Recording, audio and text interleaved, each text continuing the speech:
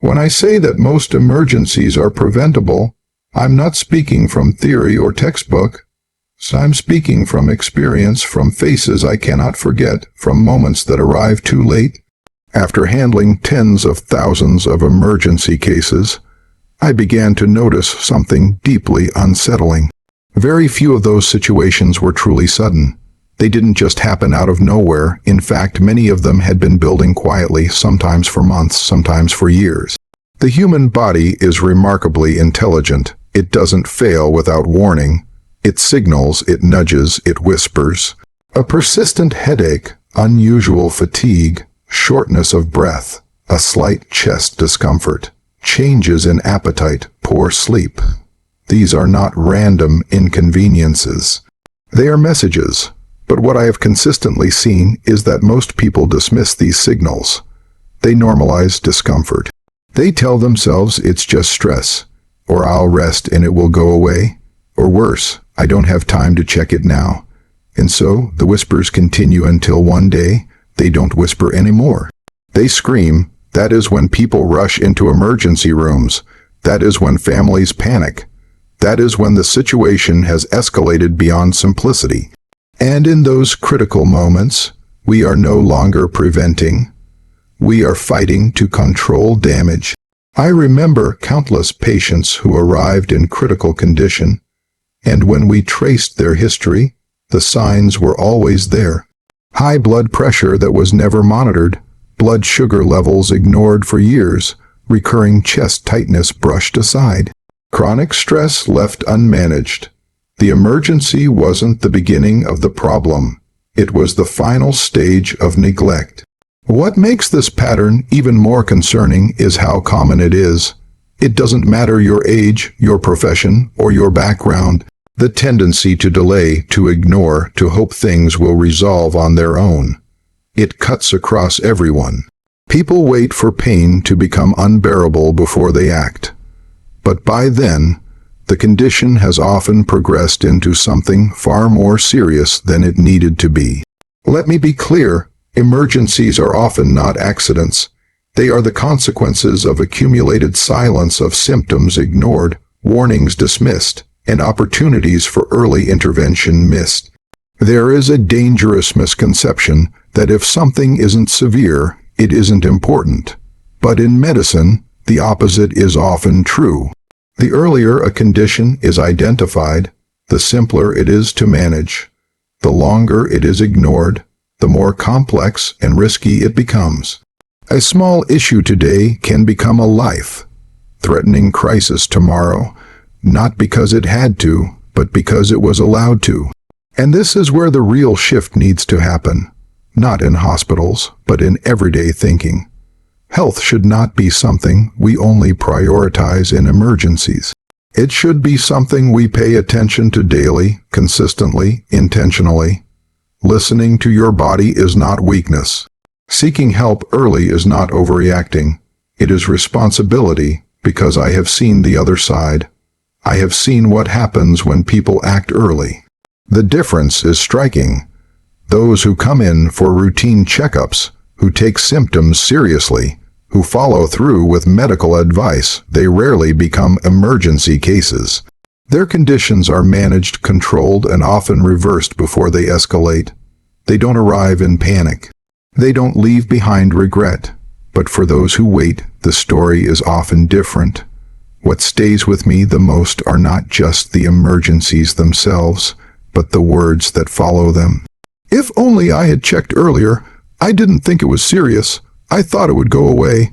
These are not rare statements. They are patterns, echoes I have heard far too many times. And that is why this message matters. Not to alarm you, but to awaken you. Because prevention is not complicated. It starts with awareness. It continues with action. And it requires consistency. You do not have to wait for a crisis to take your health seriously. Listen when your body speaks softly so it never has to scream. Another pattern I began to notice, and one that deeply concerns me, is how often people focus on treating symptoms while completely overlooking the root cause. It is one of the most consistent behaviors I have seen across thousands of emergency cases. People are not necessarily ignoring their health entirely. They are responding to it, but in a way that is short-sighted. They seek relief, not understanding.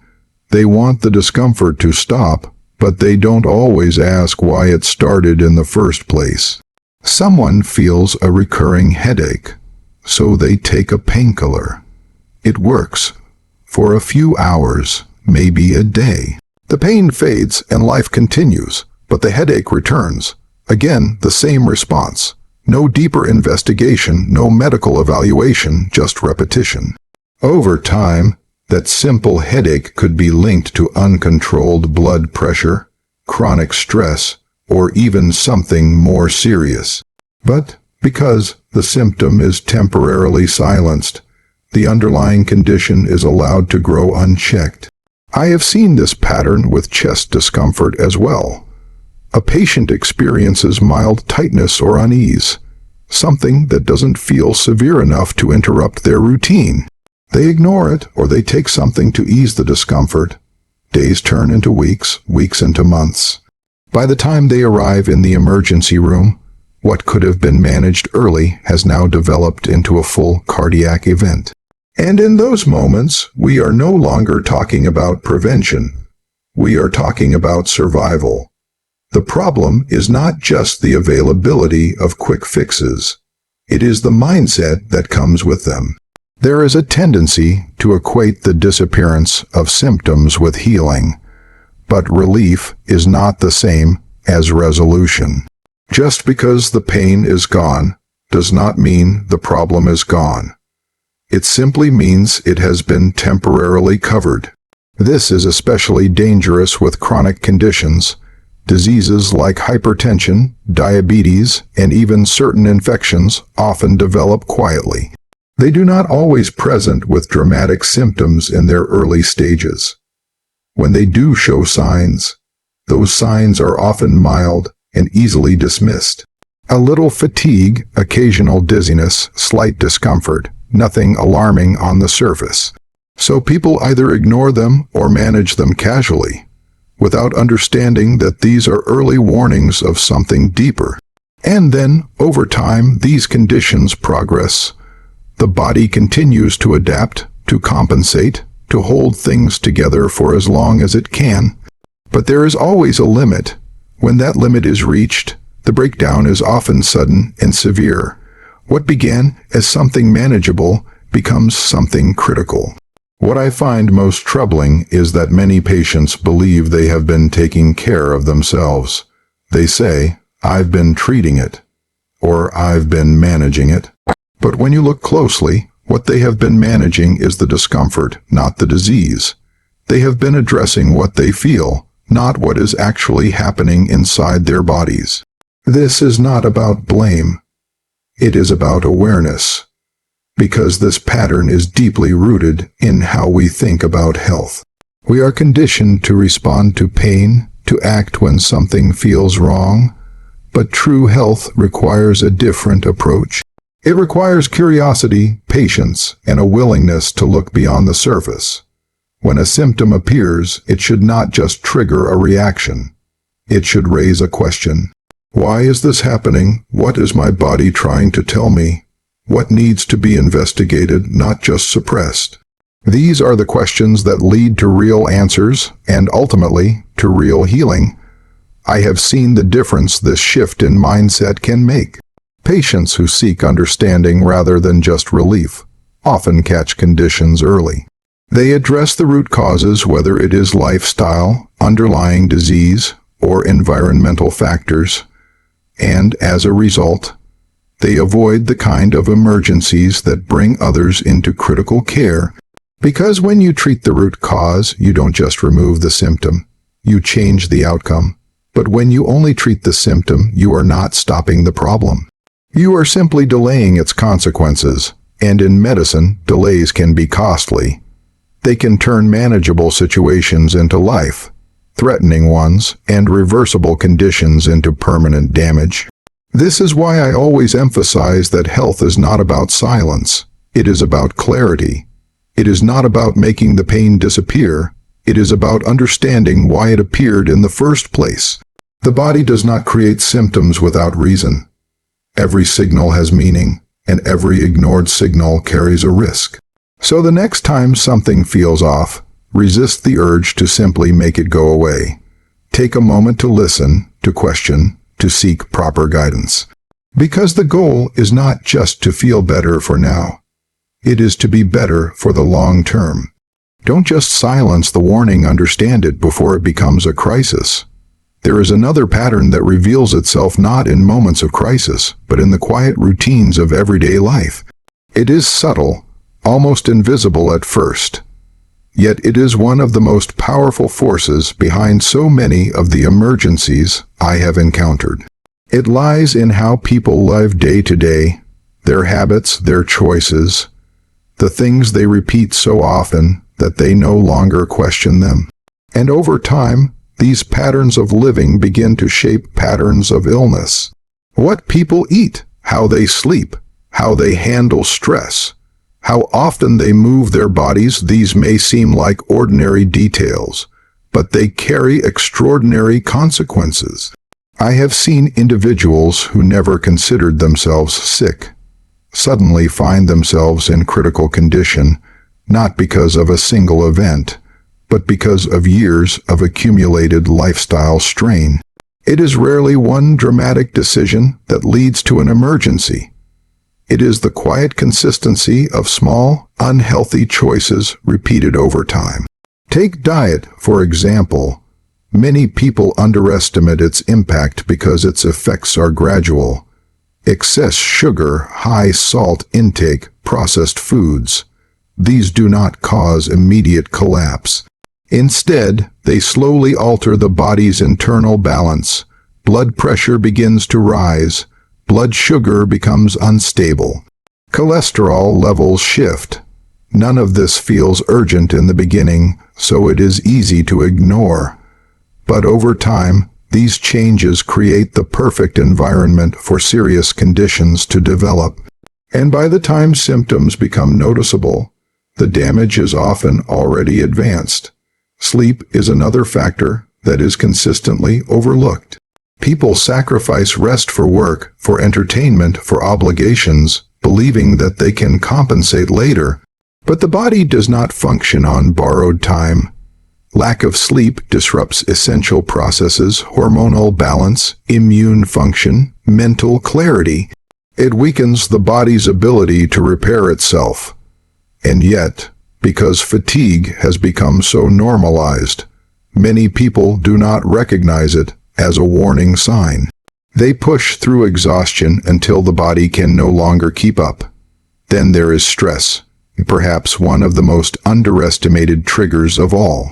Stress is often treated as an unavoidable part of life, something to endure rather than manage, but chronic stress places the body in a constant state of alert. It elevates heart rate, increases blood pressure, disrupts digestion, and weakens the immune system. Over time, this persistent strain begins to manifest physically. What starts as mental pressure becomes physical illness. And in many emergency cases, stress is not just a background factor. It is a central one. Physical inactivity adds another layer to this pattern. The body is designed to move, yet modern lifestyles have made stillness the norm. Long hours of sitting, minimal physical exertion, little to no exercise. These habits gradually reduce cardiovascular strength, weaken muscles, and slow metabolism. Again, the effects are not immediate, which makes them easy to dismiss. But inactivity quietly increases the risk of heart disease, obesity, and other chronic conditions that often lead to emergencies. What makes this pattern so dangerous is how ordinary it feels. None of these habits seem extreme on their own. Skipping a workout, eating something unhealthy, staying up late. These are things people do every day without thinking twice. But it is the accumulation that matters. The body keeps a record of everything.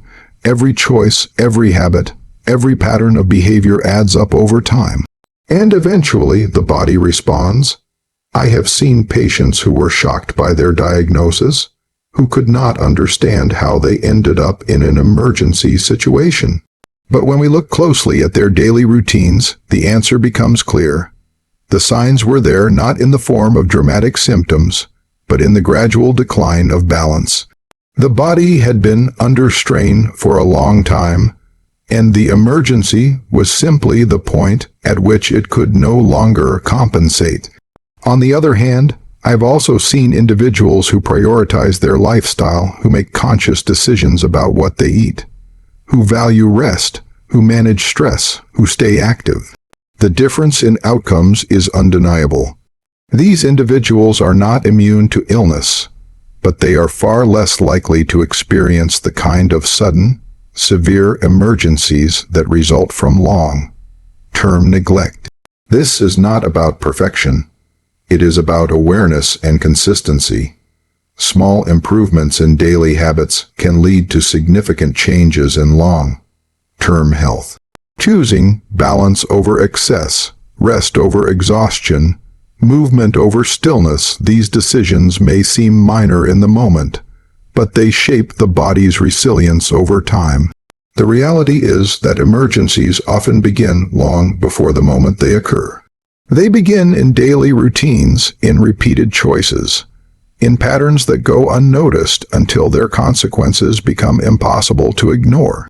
And by then, what could have been prevented becomes something that must be managed under pressure. So the question is not just what you do in moments of crisis, but what you do every single day when there is no crisis at all. Because that is where the real work happens. That is where health is either built or slowly eroded. Your daily habits are not small decisions. They are the foundation of your future health. And after everything I have seen, after all the patterns that repeat themselves in different forms, one truth becomes impossible to ignore: the difference between those who recover and those who don't often comes down to one simple factor: timing. Not just what is done, but when it is done. Early action has a power that many people underestimate, and delayed action carries a cost that many only understand when it is too late. I have watched situations unfold in two very different ways. In one case, a person notices something unusual, perhaps a slight discomfort, a change in energy, something that doesn't feel quite right. Instead of dismissing it, they decide to act. They seek medical advice, they run the necessary tests, they follow through with recommendations. What we find is often something in its early stage manageable, controllable, sometimes even reversible. Intervention at that point is not complicated. It is precise, timely, and effective. And most importantly, it prevents escalation. In the other case, the beginning is almost identical. The same subtle signs, the same early warnings. But the response is different. The symptoms are ignored, postponed, explained away. There is always a reason to wait: work, responsibilities, fear, or simply the hope that it will resolve on its own. Days pass, then weeks, sometimes months, and during that time the condition does not remain the same. It progresses, quietly, steadily, without pause. By the time that person finally seeks help, the situation has changed entirely. What could have been a routine consultation becomes an emergency. What could have been managed with minimal intervention now requires aggressive treatment. And in some cases, even that is not enough to fully reverse the damage that has already been done. This is the reality of delayed action. It doesn't just postpone the problem. It amplifies it. What many people don't realize is that the body operates within windows of opportunity. There are moments when intervention is simple, when the body is still resilient enough to respond quickly and effectively. But those windows do not stay open forever. As time passes and conditions progress, the body's ability to recover becomes more limited. Treatment becomes more complex. Outcomes become less predictable, and risks increase significantly. I have seen patients who arrived early, and within a short period, their condition was stabilized, managed, and brought under control. They walked out with clarity, with a plan, with a second chance that they took seriously. And I have also seen patients who arrived late, when the condition had already reached a critical stage. In those moments, the focus shifts. It is no longer about prevention or simple management. It is about damage control. It is about doing everything possible within a very limited margin. And the most difficult part is that many of those late cases did not have to be that way. There is often a moment, a very small window in time, where a different decision could have changed everything. A simple checkup, an early test, a willingness to pay attention. That is all it would have taken. But hesitation, delay, and uncertainty allowed the condition to advance beyond that point. Fear also plays a role in this pattern. Some people avoid seeking help because they are afraid of what they might find. They would rather not know, but avoiding the diagnosis does not prevent the disease. It only removes the chance to address it early. In medicine, knowledge is not something to fear. It is something that protects you. The earlier you know, the more options you have. The later you know, the fewer choices remain. There is also a tendency to wait for certainty before acting, to wait until symptoms become severe enough to justify concern. But health does not work that way. By the time something feels urgent, it is often already advanced. Early action requires a different mindset. It requires trusting the signals, even when they seem small. It requires valuing prevention as much as treatment. And this is where the real shift happens, not in the emergency room, but in the decision-making that occurs long before it. Choosing to act early is not about panic. It is about responsibility. It is about understanding that your health is not something to gamble with, not something to postpone until it demands your attention. Because when it demands your attention, it often does so at a cost. I have seen lives changed not just by the severity of illness, but by the timing of response. The same condition, approached at different times, can lead to completely different outcomes. One leads to recovery, the other to regret. And the difference between those two paths is often just a matter of when action was taken. So do not wait for clarity to become crisis. Do not wait for discomfort to become unbearable. Do not wait for a moment when the situation leaves you with no choice. Act when the signs are still small, when the body is still giving you time, when the opportunity to prevent is still within reach. Because in the end, it is not just about what you do. It is about when you choose to do it. Act early, because delay is a risk you cannot afford.